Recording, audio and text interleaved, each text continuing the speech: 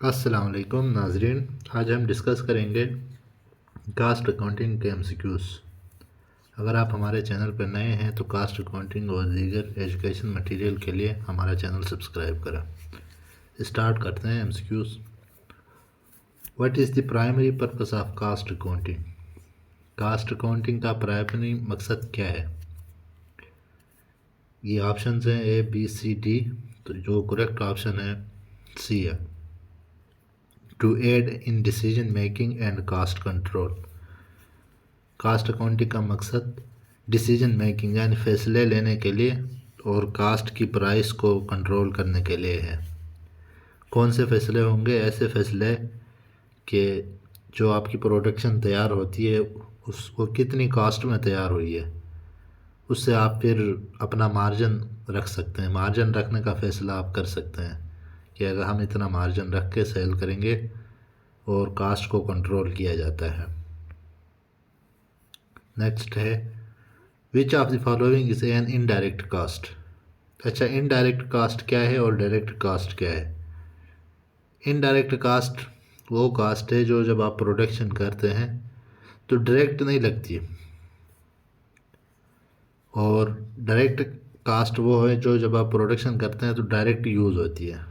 Direct cast जैसे direct material लगता है, डायरेक्ट लेबर लगता है, जबकि इनडायरेक्ट कास्ट क्या है? फैक्ट्री ओवरहेड है। फैक्ट्री ओवरहेड का क्या मतलब है? ऐसे एक्सपेंसेस जो प्रोडक्शन के लिए डायरेक्ट तो इस्तेमाल नहीं होते लेकिन अखराजात हो जाते हैं, जैसे बिजली का बिल है। और ऐसा स्टाफ जो डायरेक्ट प्रोडक्शन में शामिल ना हो, जैसे एचआर का डिपार्टमेंट आप समझ लें, उसके जो अखराजात हैं वो। इसका हमारा राइट आंसर है फैक्ट्री ओवरहेड। नेक्स्ट है what is the difference between fixed and variable cost? अच्छा, फिक्स्ड कास्ट क्या है और वेरिएबल कास्ट क्या है और इनमें डिफरेंस क्या है? फिक्स कास्ट ऐसी कास्ट है जो हमेशा फिक्स रहती है। आप प्रोडक्शन करें या ना करें, कम करें या ज़्यादा करें, जैसे भी करें वो कास्ट फिक्स रहती है। जैसे फैक्ट्री रेंट है, वो आपने देना ही देना है और वो हमेशा फिक्स रहेगी। वेरिएबल कास्ट ऐसे हैं कि जो तब्दील होते रहते हैं। यहाँ चार ऑप्शंस हैं बी सी डी, तो राइट आंसर है B. Fixed cost remains the same while variable cost change. जैसे आप प्रोडक्शन ज़्यादा करें तो वो कास्ट भी ज़्यादा हो जाएगी, प्रोडक्शन कम करें तो कास्ट कम हो सकती है, इसी तरह।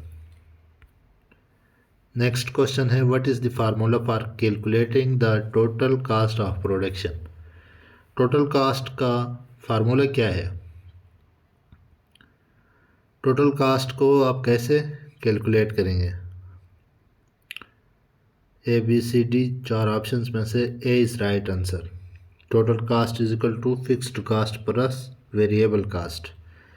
यानी जितनी आपकी प्रोडक्शन होती है उसका फार्मूला है कि तमाम फिक्स कास्ट प्लस तमाम वेरिएबल कास्ट, वो दोनों मिला के टोटल कास्ट ऑफ प्रोडक्शन निकल आएगा। नेक्स्ट क्वेश्चन है which of the following is a direct cast?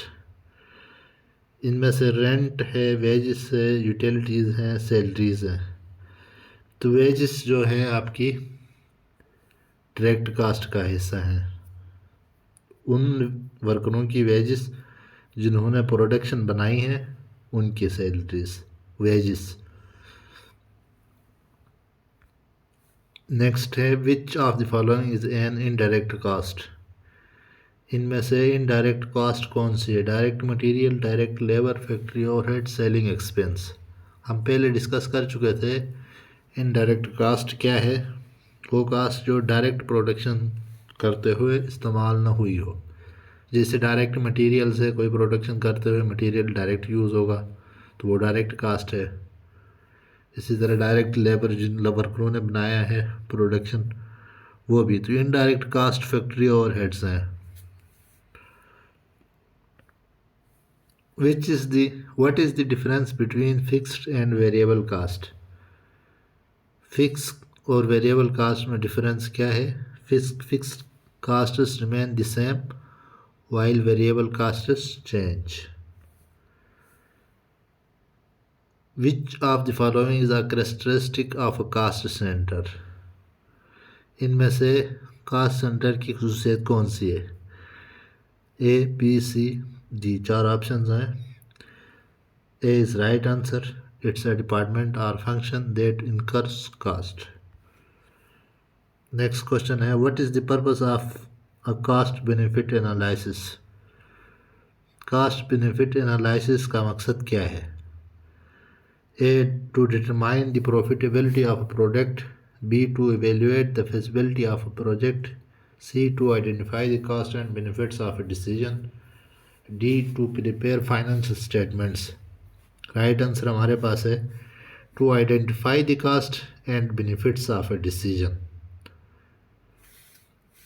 To identify शनाख्त करना, द कास्ट कीमत को, and benefits of a decision और अपने फैसले का फ़ायदा देखना।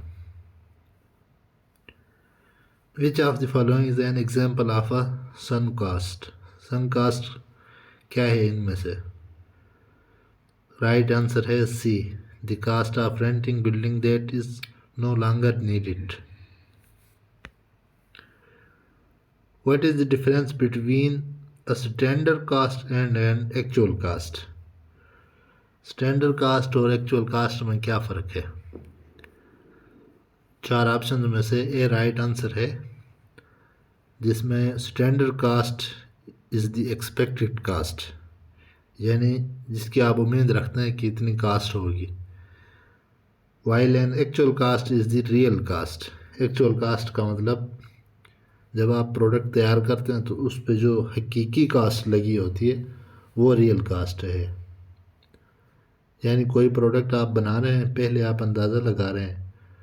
अगर आप 100 लैपटॉप बना रहे हैं, 100 लैपटॉप बनाने का जो आप अंदाज़ा लगा रहे हैं वो आपका स्टैंडर्ड कास्ट, और जो बनाने के बाद रियल हकीकत जो कास्ट आएगी वो एक्चुअल कास्ट है।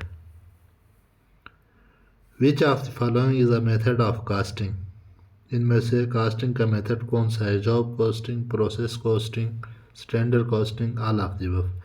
ये सारे कास्टिंग के मेथड्स हैं। All of the above right answer. What is the formula for calculating the cost of goods sold. Cost of goods sold का फार्मूला क्या है? इसका फार्मूला है beginning inventory plus purchase minus ending inventory. Beginning inventory क्या है? जब आप नया मंथ या नया साल स्टार्ट करते हैं तो जो आपके पास मौजूदा माल होता है वो बिगिनिंग इन्वेंट्री है, प्लस परचेजेस, और उस पीरियड में आपने जितने परचेजेस किए हैं वो दोनों ऐड करके माइनस करेंगे एंडिंग इन्वेंट्री, तो वो आपका कास्ट ऑफ गुड्स सोल्ड निकल आएगा। Which of the following is a type of cost that is directly related to the production of a product? इनमें से directly related production of product क्या है? Direct material, direct labour, factory overhead, selling expense. Direct material है।